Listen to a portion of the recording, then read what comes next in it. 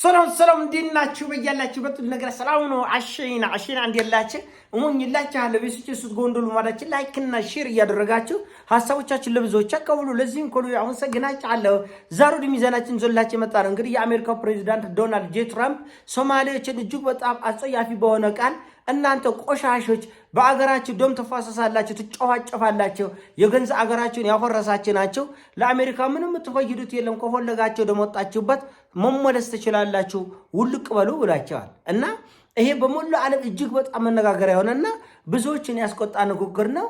ጓደኛ ሲታማለው ነው ብለ ሰማ ነገ ሰው እየተነስቶ ደሞ ወፈፍ አድርጎት ኢትዮጵያኖችን በተን ያው ናቸው እርስ በርስ በብሔር በሰፈር በሃይማኖት እየተወራረዳችሁ ናቸው አገራችን ያልጠቆማቸው አሜሪካን አጥቅሙም ቆሻሾች ውጡ ቢሎንስ እንደው ዝም ብሎ ነገር ስታስቡ ቆሻሾች ውጡ ቢለን ምንድነው የምታደርገው?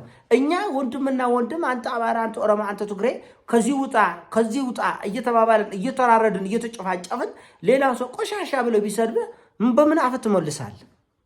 እኔ በገንዛ ጎጀራይና ቆንጮራይ ወንድሜን እያደሙ እያፈሰስኩት ሌላ ሰው ሁለታችንንም ቢሰድበን ምን ብለ መልስ ትሰጣለህ? በምን አፈ ስለዚህ እውነት የትኛው አፍሪካዊ ነው ከአሜሪካና ከአውሮፓ ውጣ ሲባል ኮራ ብሎ እኔም ሀገር አለኝ ወገን አለኝ እሄዳለሁ የሚል አለ? ጉደለኝ ነው የሚለው። ጉደለኝ አሜሪካ ውስጥ እዚህ ቁበርኝ ሞታታለሁ ሱቆልኝ በአደባባይ አለቅም አሜሪካ ነው የሚለው በእርግጠኝነት። ሁሉንም አፍሪካውያን ውጡ ቢለው ምንድነው የምታደርገው? ምንድነው የምናደርገው? አገር እንዳይኖረን አገር ውስጥ ሆነን አገር እንዳይኖረን ውጭ ወጥተን አገር እንዳይኖረን እየሰራን ያለ ነው። በማህበራዊ ሚዲያ ከመንጫጫት በስተቀር አሜሪካን ምን አድርጊ ብለን ልንቆጣ እንችላለን? ማን የቱ ወንድ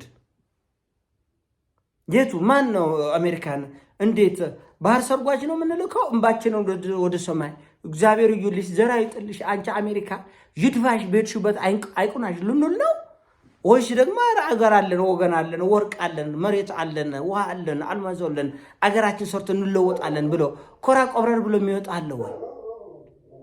ጥያቄ ይሄ ነው። አሜሪካኖቹ ቻይኖችን መናገር አይችሉም። እንኳን መናገር ቀርቶ በንግድ ጦርነት ውስጥ ገብታ አይታችኋል። አሜሪካኖቹ 50% ታሪፍ ቻይና ላይ ጥለናል ሲሉ ቻይናቹ ደግሞ ለኛ ደግሞ ሞቶ ጥለናል ምን አባታችሁ ተመጣላችሁ አለ። አሜሪካው ፕሬዝዳንት ዶናልድ ትራምፕ ቻይና ድረስ ሲዶ ወስጋቢር አምረራቸው እንዴ ወንድሞቼ አይ ላቭ ዩ ተው እንጂ አታምርሩ ብሎ ቶሎማምጦ የአሜሪካንም ቀረጥ የቻይናንም ቀረጥ አስነስቶ ነው የመጣው። ራሽያኖችን እንደዚህ ይናገራል አይናገሩ ሎምን ራሽያ ይሄው ሰሞኑ እንደሰማችሁ ጦርነት ዝግጅት ጨርሻለሁ ወንዱ ካለ ይግጠመኝ ነው ያለችው። እስቲ በዓለም አለው የሚል እኔ አለው የሚለው ይግጠመኝ ስትሉ ነው ይሄው በቃ ዝግጁ ነኝ ለውጊያ ወረሉነት ሰዎች አበዱ እንዲው ብለው ጾለት ነው ያደረስላቸው ለራሽያኖች። እግዚአብሔር ምትረጋጉበት ይስጣችሁ የእናንተ ጥጋብ ወረብናም ብለው በእንግሊዘኛ ዳዊቱን ሙሉ ነው የደገሙት። አውሮፓኖች ሙሉ ዳዊት ደገሙ በእንግሊዘኛ።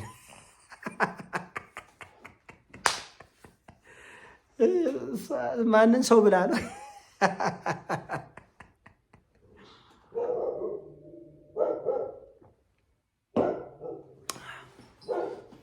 እንዲሞራል ሲለኝ እንደ ትኩስ ማር አለ ሳን ተጣጣለ እና በጣም የሚገርም ነው።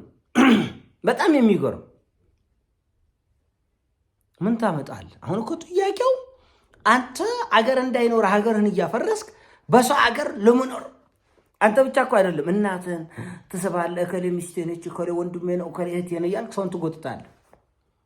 ሰው ግን በአገር እንዳይኖር እነዛ አማሮች ከዛ ቦታ ግደላቸው፣ እነዛ ኦሮሞችን አባር አሰደዳቸው፣ እነዛ ትግራዮችን ጮጨራቸው ይላል። ራስ ሁሉናችን ካን ትዝብትስ አይወድቅ እኔ የት ነኝ አትሉም። አሜሪካ ቁጭ ብለህ በሰው አገር ታፈርሳለህ። ውጣ ስትባል ደግሞ እግር ትስማለህ። በእግዚአብሔር በማርያም ከፈጣሪ በነፍስ ታገኛለህ። ተው አታባርኝ ነው የምንለው እና የሽሮ ድንፋታ እንጀራ እስኪቀርብ ነው። ምንም ማምጣት አንችልም። የፈለገ ያዝኝ ልቆቁል በማህበራዊ ሚዲያ ብትል ለምሳሌ አሜሪካኖቹ እንደ ህዝብ መንግስታቸው እንደ መንግስት ልቆቅ በቃ አታስፈልጉም ቢባል ምን ልንል በየማህበራዊ ሚዲያ እየየው ልናስኖከው ነው እና አሜሪካ ራሽያ ላይ ብዙ ጊዜ ደንፍታለች። ለራሽያ ግን አይሰራም። ለራሽያ የአሜሪካ ድንፋታ እንጀራ እስኪቀርብ ነው፣ የሽሮ ድንፋታ እንጀራ እስኪቀርብ ነው ብለው ይተርታሉ ራሽያኖቹ ለአሜሪካ።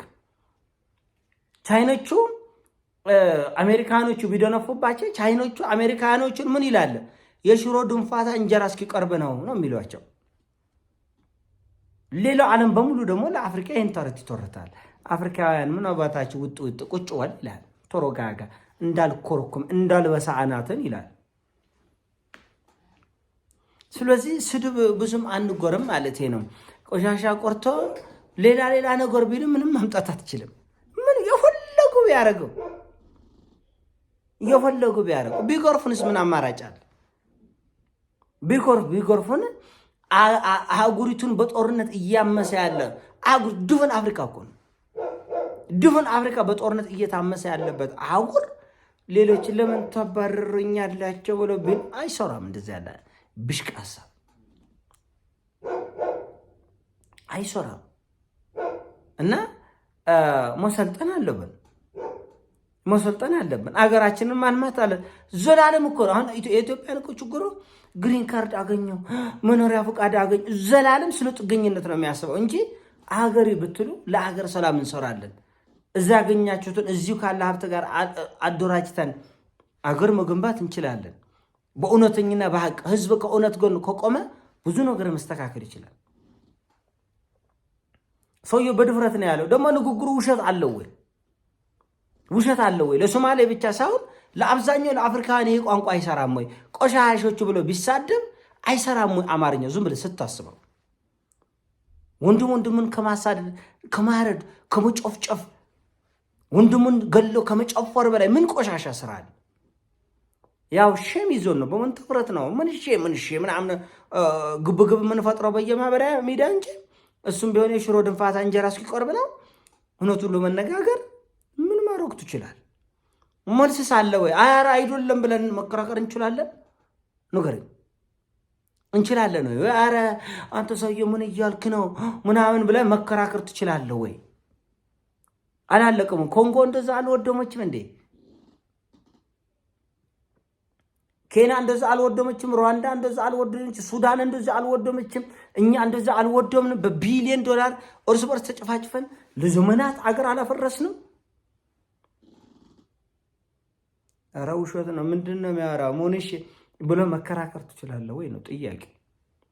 ህሊናን አትዋሸውም። ሰው ልትዋሽ ትችላለህ። አሁንም እዛ ችግር ውስጥ ነው ያለው። አረንቋ እስከ አንገታችን አሁንም ደም የምንፋሰሰው እርስ በርስ በመንደር በሰፈር በጎጥ ተከፋፍለን ነው። ስለዚህ አይበለውና እንደው ሁሉም ኢትዮጵያን ሙስሊሞችን በዱዓ ክርስቲያኖችን በጸሎታቸው በርት እንጂ ይሄ ሰውዬ ኢትዮጵያንም ብትሆን ሁሉ ከቁቢል እግር ላይ ተጠምጥቧል ለቅም ከማለት ውጪ ወይም ደግሞ ግድ ከሆነ ሻንጣ ጠቅልሎ እንባችንን ወደ ሰማይ ሮሽቶ ከመውጣት ውጪ ምን አማራጭ አለ? በእርግጥ እንዳልኳችሁ 95% የሚሆኑ ኢትዮጵያውያን ጉደለኝ እዚህ አሜሪካ ውስጥ ልቀበር ነው የሚለው። ለምን? አገር እንዳይኖረው እየሰራ ስለሆነ ከውስጥም ከውጭም አገር እንዳይኖረው ነው እየሰራን ያለ ነው። አገሩ በቂ ነው ለሁሉ፣ ለሌላ ይተርፋል። አገሪቱ ለሌላም ትተርፋለች። ግን እኛ ጭንቅላታችን ለሌላ ቆርጥ ለራሳችንም አይተርፍም። በዛ ምክንያት ነው እዚህ ሁሉ ቀውስ ውስጥ ያለ እና እንደዚህ መረጋጋት ብንችል መልካም ይመስለኛል። እንደ ህዝብ ብንሰክን ብንሰክን ለሁሉ መልካም ነው።